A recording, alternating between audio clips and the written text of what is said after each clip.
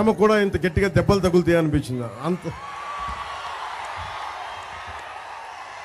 అక్కడి నుంచి వస్తా